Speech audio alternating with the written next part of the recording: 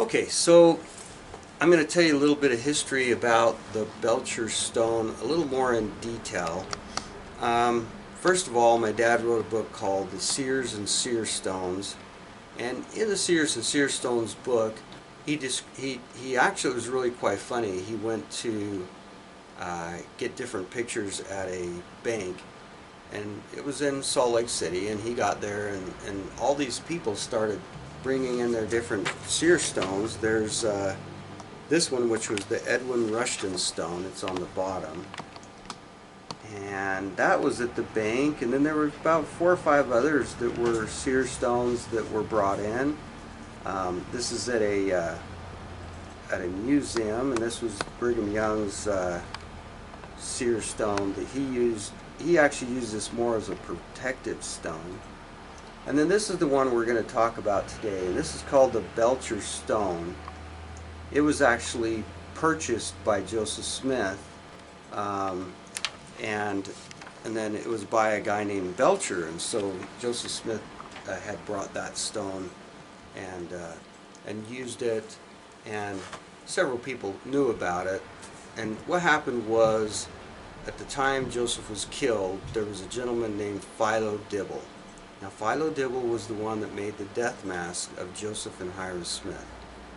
And Philo, not wanting to have this seer stone disappear, he ran up and got it off of the mantle and brought it down, and decided to bring it to Salt Lake City.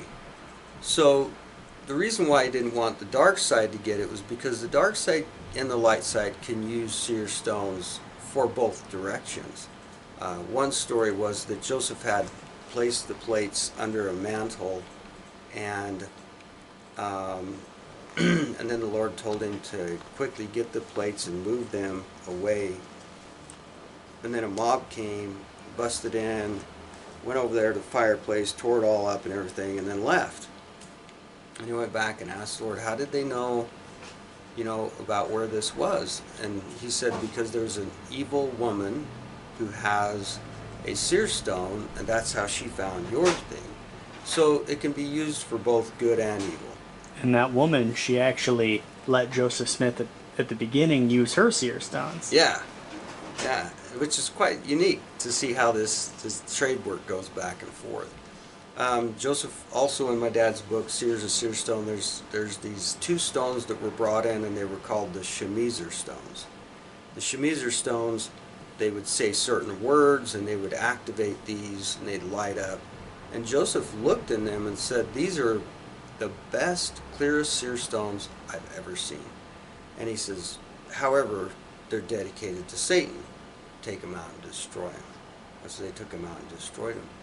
And I thought about that one day, because he was using the Urim and Thummim, and yet the Shemezer stones were clearer than that's pretty crazy. So anyway, so then what happens is, so he brings this across over to Salt Lake City, this seer stone, the Belcher stone.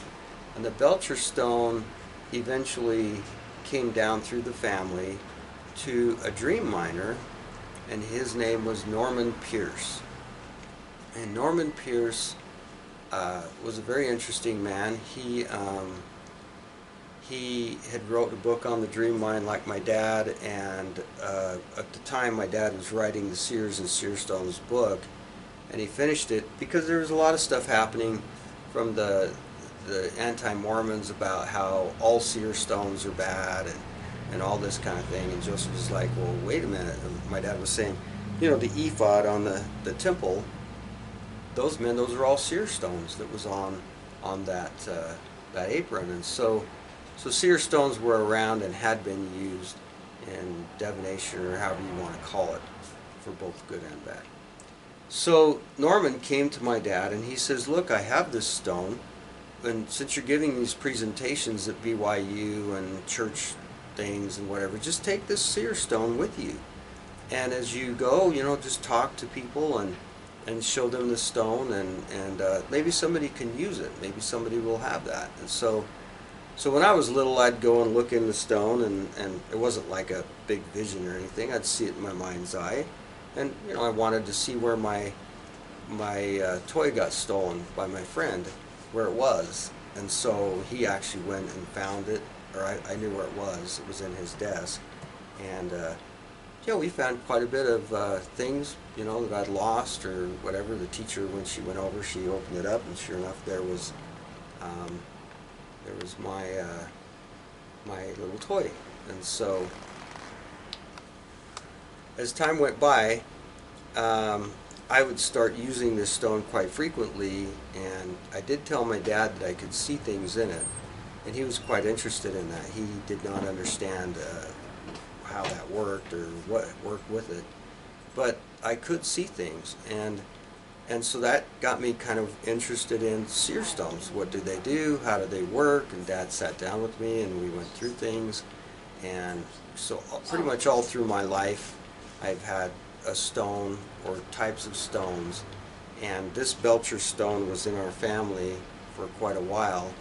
And Norman decided, because you know my dad took an interest in it, and his children or anybody didn't care about it, he said, you know, I'm going to will this to you. I'm going to make sure this goes to you, Ogden, when I die. And so he took it back, and then he died, and then his son took it, and then took it to, I believe it was Princeton. And in Early Mormonism and the Magic Worldview, the book, inside there's a picture of the Belcher stone, and it's back in Princeton.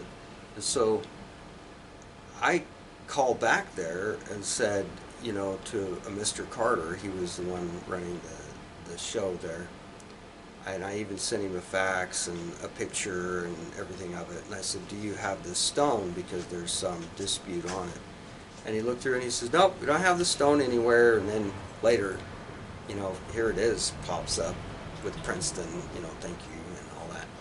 So what happens is Princeton, or whoever it was, they sold the stone from a website, and then that website sold it to a private investor here and he was a interesting attorney. So I decided to go over there, and I knock on his door, and he says, no, I am not going to let you see this, you know, it's my private one. I told him the story, how it was willed to my father, and we didn't get it, and he says, well, because the statute of limitations had run out 10 years, and during this time I had actually done this.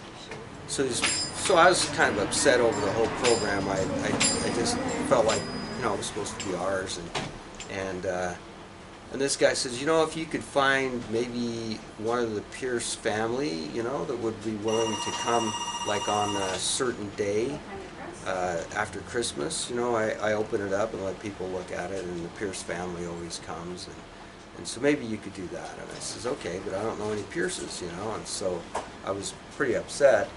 But I came back to my store, and it was only a couple weeks later, in walked this lady, and she walks in, she looks at the books of my dad, and she goes, oh, I know Ogden Kraut. He was a friend of my dad, Norman Pierce. And I went, your dad was Norman Pierce? And she said, yeah.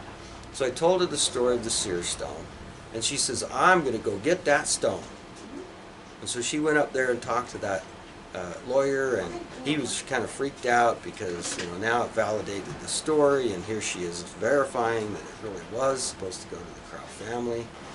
And she said he kind of clammed up, and he would, you know, I'm sure he spent a lot of money on it, you know.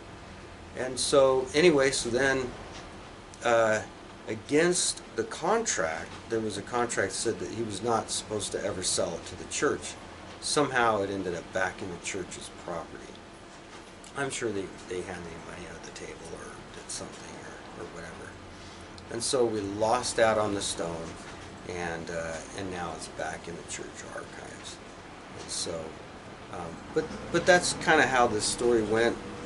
The Belcher stone it's shown in different ones. This is a book that I think is a pretty valid book on Joseph Smith's Seer stones.